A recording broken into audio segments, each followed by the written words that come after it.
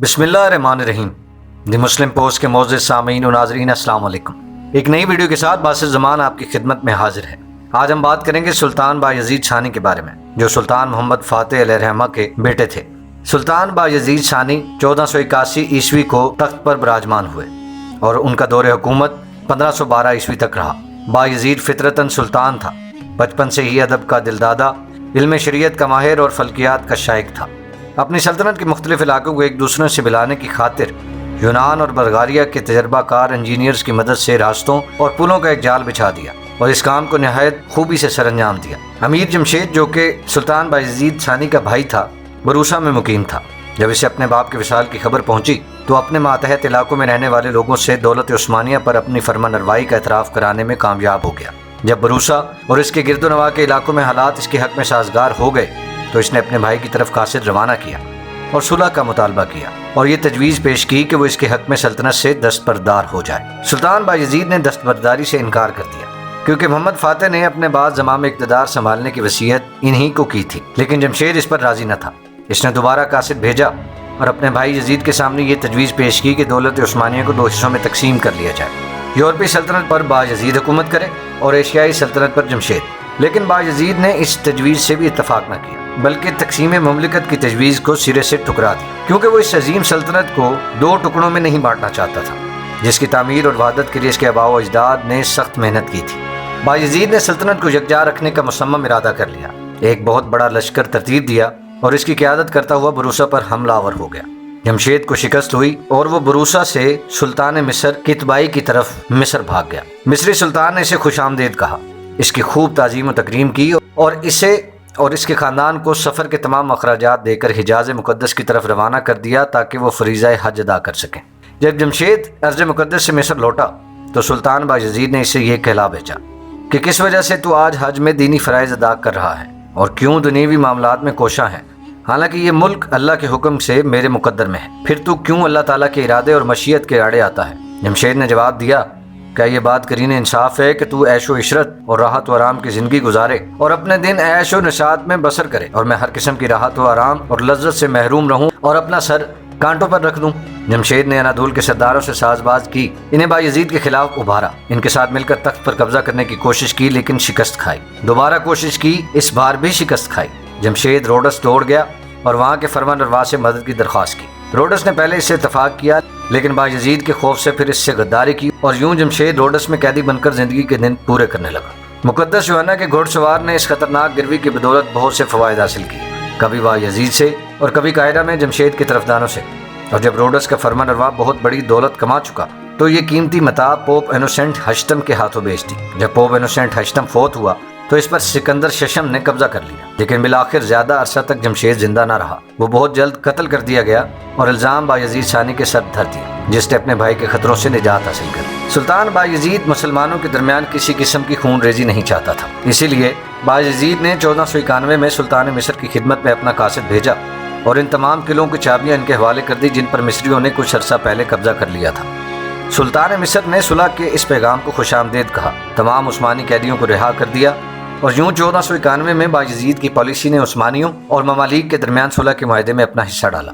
یہ صلح سلطان بایزید کے عہد حکومت کے آخر یعنی کہ 1512 عیسوی تک قائم رہی اور اس نے ثابت کر دیا کہ سلطان بایزید مسلمانوں کے ساتھ امن و آتشی کی پالیسی پر گامزن تھے۔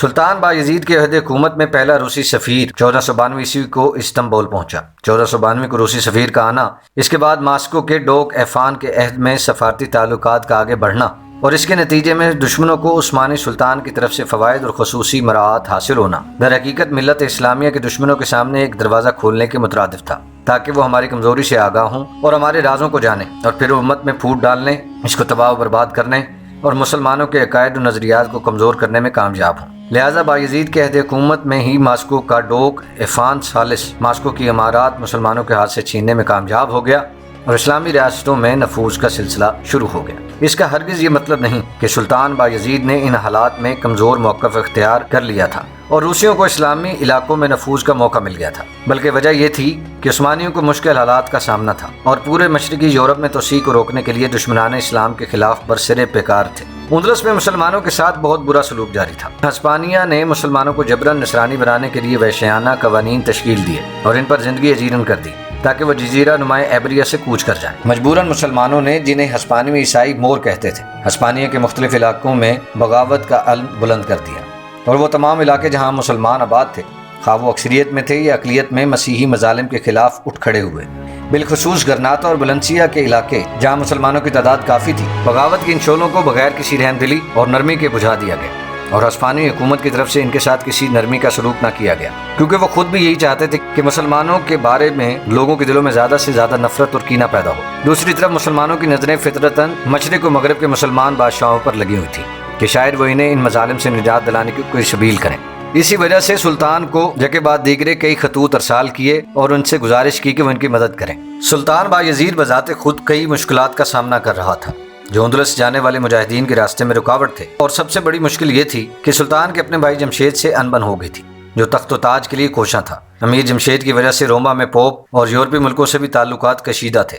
پولینڈ والوں نے مولدافیا پر حملہ کر دیا تھا۔ ٹرانسلفانیا، ہنگری اور بلغاریہ کے ساتھ بھی جنگ ہو رہی تھی۔ پوپ جولیس ثانی جمہوریہ بلغاریہ، ہنگری اور فرانس کے درمیان دولت عثمانیہ کے خلاف ایک جدید صلیبی معاہدہ تشکیل پا چکا تھا، اور اس معاہدے کے نتیجے میں عثمانی فوجوں کو ان علاقوں پر نظر رکھنا ضروری تھا۔ لیکن باوجود ان تمام مشکلات کے سلطان بایزید نے مدد بھیجنے کا اہتمام کیا اور مملوکی سلطان اشرف کے ساتھ معاہدہ کیا تاکہ دونوں ملک مل کر گرناطے کے مسلمانوں کی مدد کریں۔ اس معاہدے پر دونوں اسلامی ملکوں کے دستخط ہوئے، اور اس بات پر اتفاق ہوا کہ سلطان بایزید سگلیا کے ساحلوں پر بحری بیڑے سے حملہ کرے گا، جو ان دنوں ہسپانیہ کے ماتحت تھا، اور مملوکی سلطان افریقہ کی طرف سے حملہ کرے گا۔ سلطان بایزید نے اس معاہدے پر عمل کرتے ہوئے عثمانی بحریہ کو روانہ کیا، جس نے ہسپانوی ساحلوں پر چکر لگایا۔ اس بحری بیڑے کی قیادت کمال رئیس کو دی گئی، جس نے 15ویں صدی کے اواخر میں نصرانی بحری بیڑوں کو خوف و ہراس سے دوچار کر دیا، اور مغرب اس سے تھر تھر کانپ رہا تھا۔ سلطان بایزید نے بحری مجاہدین کی پیٹھ ٹھونکی کہ وہ چھیڑ چھاڑ کریں اور ہسپانی علاقوں پر کارروائی کریں۔ عثمانی مجاہدین نے اپنے مسلمانوں کو نکالنے کے لیے کوششیں شروع کر دیں۔ وہ ہسپانوی علاقوں پر حملہ آور ہوتے اور دور نکل جاتے اور پھر واپس آ جاتے۔ ان حملوں میں نصرانیوں کی کافی دولت ان کے ہاتھ لگی۔ بہت سے ہسپانوی مسلمان بھی ان سے آ ملے جو بحریہ کا خاصا تجربہ رکھتے تھے، جن کی بدولت عثمانی بحریہ کو خاصی تقویت حاصل ہوئی۔ ان مجاہدین کی خدمات کو فوج میں قبول کیا گیا اور ان کے تجربات سے فائدہ اٹھایا گیا۔ بعد میں ان مجاہدین کی شیب پر عثمانیوں نے بحر متوسط کے مغربی ساحلوں پر بھی حملے کیے اور ان حملوں میں اپنی جدید بحری فوجوں کی خدمات حاصل کی۔ بلا شبہ جمشید کی قابل مذمت حرکتیں سلطنت کی وسعت کے راستے میں بہت بڑی رکاوٹ بنی ہوئی تھی۔ ان حرکتوں کی وجہ سے سلطان بایزید کوئی قابل قدر کارنامہ سر انجام نہ دے سکا۔ اس کی تمام تر توجہ اپنے بھائی کی خبروں پر مرکوز ہو کر رہ گئی، اور اس نے ہر قیمت پر اس سے نجات حاصل کرنے کی کوشش کی۔ بالعموم بایزید نے لبانتوں کی خلیج میں بلغاریہ کو بحری شکست دی، جو یونان کے علاقے میں واقع ہے۔ یہ واقعہ 1499 عیسوی میں پیش آیا۔ اگلے سال بایزید لبانتوں کے شہر پر قابض ہوا۔ یونان میں بلغاریہ کے علاقوں پر عثمانیوں کی قبضے کی وجہ سے پوپ سکندر ششم نے بلغاریہ کو عثمانیوں سے واپس لینے کی غرض سے ایک معاہدہ کیا۔ اس معاہدہ میں فرانس اور ہسپانیہ شامل تھے۔ عثمانیوں نے فرانسیسی، ہسپانوی اور پوپ اٹلی کے 3 بحری بیڑوں کا سامنا کیا، لیکن بالآخر دولت عثمانیہ نے بلغاریہ کے ساتھ صلح کرنے میں کامیابی حاصل کی۔ ان کے عہد حکومت میں ایک بہت بڑا زلزلہ آیا جس نے قسطنطنیہ کو جھنجھوڑ کر رکھ دیا۔ 1070 گھر، 109 جامع مسجدیں ملبے کا ڈھیر بن گئی۔ ان کے علاوہ شاہی محلات اور شہر کے بازاروں کو بھی کافی نقصان پہنچا۔ آب رسانی کا انتظام معطل ہو گیا۔ سمندری طوفان کی وجہ سے پانی خشکی کے کئی علاقوں تک آ پہنچا۔ سمندر کی لہریں فصیلے شہر سے ٹکرانے لگیں۔ زلزلے کے جھٹکے روزانہ محسوس کیے جاتے رہے، حتیٰ کہ 45 روز تک یہ سلسلہ جاری رہا۔ جو ہی زلزلے کے جھٹکے ختم ہوئے، سلطان بایزید نے 15,000 مزدور لگا کر گری ہوئی تمام عمارتوں کو نئے سرے سے تعمیر کروایا۔ سلطان بایزید ثانی نے 67 سال کی عمر پائی اور وہ بہت مضبوط جسم کا مالک تھا۔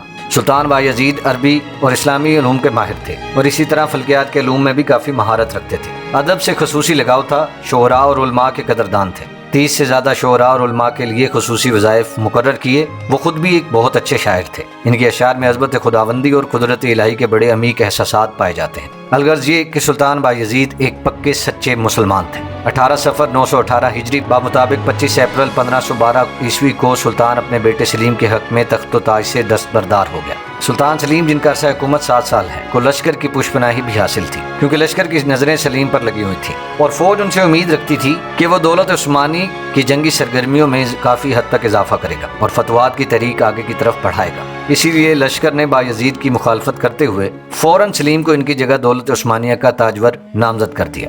سلطان تاج و تخت اپنے بیٹے سلیم کے حوالے کر کے دیموتیکا جاتے ہوئے فوت ہوا، جہاں سے ان کی لاش کو استنبول لا کر جامع بایزید کے جوار میں دفن کیا گیا۔ ناظرین، میں امید کرتا ہوں آپ کو یہ ویڈیو پسند آئی ہوگی۔ اگر آپ کو یہ ویڈیو پسند آئی ہے تو ہمارے چینل کو ضرور سبسکرائب کیجیے اور بیل آئیکن کو ضرور پریس کیجیے۔ اگلی ویڈیو تک کے لیے باس زمان کو اجازت دیجیے۔ اللہ نگہبان۔